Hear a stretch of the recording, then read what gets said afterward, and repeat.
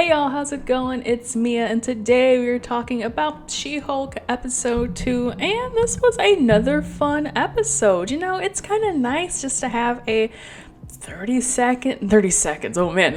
minutes max episode sort of series going on here, and I really appreciate that. This episode was just enjoyable. You know, I've seen some kind of snotty reviews talking about She-Hulk is miserable and it's trash, and I think we know where most of those reviews, what space those are coming from. But no, I mean, there's like nothing to not enjoy about this so far. The only thing that I was like, that I kind of changed as since I last watched it, or when I watched the first episode, was the fact that I said it felt like an HBO comedy series or Comedy Central series. But it really, to me, doesn't feel that way anymore. It just feels like I don't know, I guess it just feels just as cinematic as any other Marvel movie, or basically any other Disney Plus Marvel series.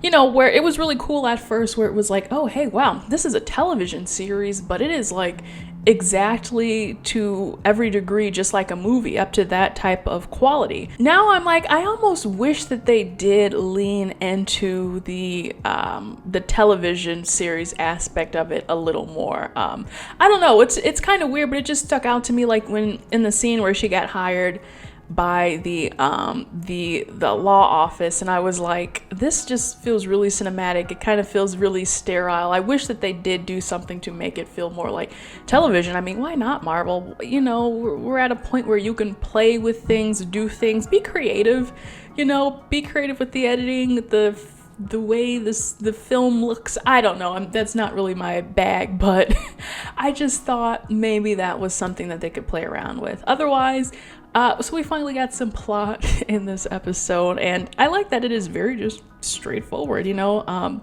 Basically, following the events of last week's episode, Jen loses her job because, you know, it was a nice thing, but it's a mistrial because she was She-Hulk, and, you know, that tarnishes everything.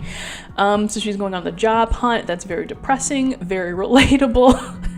And it's kind of funny to see how I said she was getting the Peter Parker treatment, because it was kind of reminding me of No Way Home, right? Like, you know, No Way Home, he's applying to go to college. He wants to go to his, you know, #1 university, and basically everyone rejects him because he's a superhero. And I was like, well, as I thought about it, I was like, well, they weren't just rejecting him because he was a superhero. I mean, a lot of those people did believe that he killed Mysterio, so it's a different kind of superhero discrimination, but nonetheless, it got me thinking, like, okay, it's kind of interesting to see that there is some superhero bias beginning to set in within the MCU. It's like, you know, they're not just always these heroes anymore. Some people like them, some people hate them. It all depends on the circumstances. So I was like, wow, is it like in the MCU, are even those people getting superhero fatigue to the point where, you know, they can just outright say, there's nothing special about you being She-Hulk. There's nothing special about you having powers. In fact, you might be more of a huge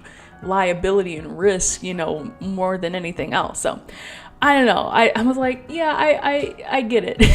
But anyway, yeah, as the story progresses, we do see that she gets a job. She gets hired by kind of the rival firm that lost her the job in the first place. And then, you know, they kind of have this whole thing about, we want you to be the head and the face of this superhero division and law division, but you have to be in She-Hulk form. That causes a whole stir for her. But what I thought was really interesting was this whole connection back to the 2008 Hulk movie. And before I watched this, I saw a lot of articles beginning to pour in, like, hey, She-Hulk finally acknowledges Edward Norton Hulk. And I was like, okay.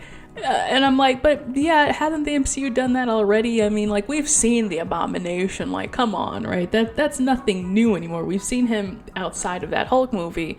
But then what kind of sealed it for me was when she goes to the DODC, they're back again, and he's like in maximum security and, you know, doing the whole Silence of the Lambs thing.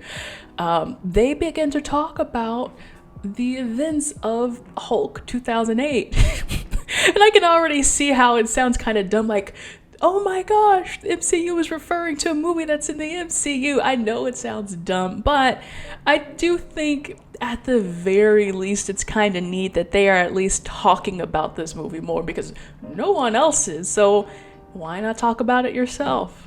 And not only that, it does give more meaning to that movie for me. Sure, you can say, yeah, well, it's the Hulk's origin story, but I think it still takes you out because the fact that it is Edward Norton, so it just doesn't really feel like the true progression of this current Hulk's, where he is today. So they're talking about those events. It makes it feel like Hulk is a movie worth watching. And then what really nails it for me, I was like, okay, well, that was kind of nice. Then Jen goes and she calls Banner and she's like, hey, I'm going to take on this case with the Abomination, with Blonsky. The line that he says, it's in the past for him because he's like, I'm a completely different person now, literally. So I laughed at that one. I did produce a chuckle, so I have to give the MCU that one. The only other thing that I will mention is I do feel like in the original Avengers movie, Natasha did mention something about Bruce and being in Harlem, but that was just a little one-off, It never really felt like it had any other grander, scheme. But I'm just gonna have to go watch that movie all the way through now because I'm like, well. So the biggest thing that is interesting to me was this case for Emil Blonsky, because I'm like, how are you gonna pardon the Abomination? I mean, he's the Abomination, for crying out loud. He's the thing that I guess was the antagonist in the Hulk movie. I don't know. I probably should have seen it.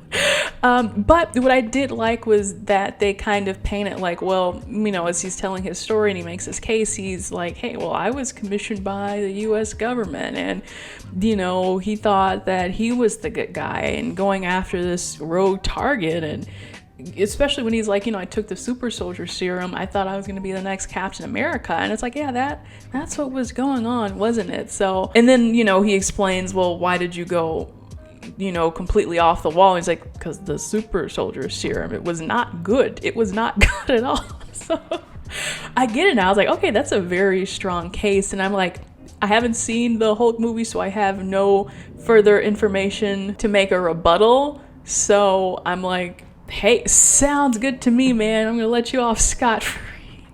So then another kind of thing that was in the back of my mind during all this was the whole thing about the Abomination and Shang-Chi, because I'm like, I didn't dream that he was in Shang-Chi. He was out there street fighting or doing his ring fighting, and I was like, so did he get arrested after, the events of Shang-Chi happen and Wong has him, then he gets arrested? Like, how is this working out here? So I'm glad we got closure about that too, because it's like, okay, well, right at the end, their boss is like, check the news, this is what's going on, and you see the events in Shang-Chi where he was fighting in the ring out in China, and well, now things are just topsy-turvy for her, aren't they? So yeah, I'm like, wait a minute. Wong is in the trailer for She-Hulk. I'm surprised they didn't put 2 and 2 together, and so now it is kind of all resting on this, well, how did Wong find out about Blonsky in the first place, or how did they get connected?